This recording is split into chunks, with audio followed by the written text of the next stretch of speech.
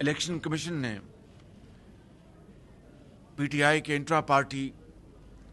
Election में बेज़ाब्तगियों और धांधलियों के खिलाफ एक फैक्ट बेस्ड फैसला दिया था और अब पेशावर हाई कोर्ट का जो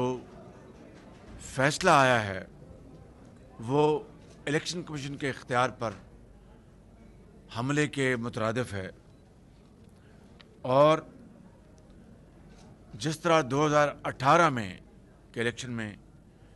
आरटीएस ने उन पार्टीज़ का मैंडेट छीना था जिसमें पाकिस्तान मुस्लिम लीग नून शामिल है कि पंजाब में हमारी मेजॉरिटी थी, उसको आरटीएस ने रातों रात उसको फैसले को, अवाम के फैसले को, अवाम के मैंडेट को चोरी किया। मैं समझता हूँ कि जब पेशावर हाई कोर्ट पेशावर के केपीके सूबे की वो हाई कोर्ट है, एक सूबे की हाई कोर्ट है, वो किस तरीके से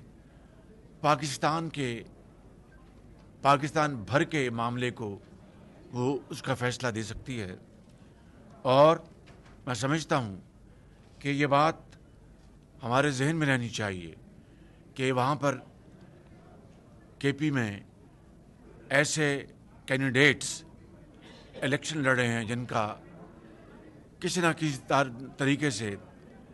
मोहतरम जज साहब के साथ अजीज़दारी है, रिश्तेदारी है।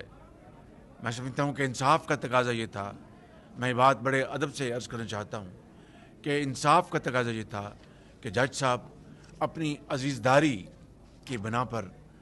इस बेंच से अलहदा होते और ऐसे जज का वहाँ पर उनकी तैनाती होती जो कि अबव बोर्ड, जिनका किसी से रिश्तेदारी या उनसे किसी कैंडिडेट के साथ ताल्लुकदारी ना होती।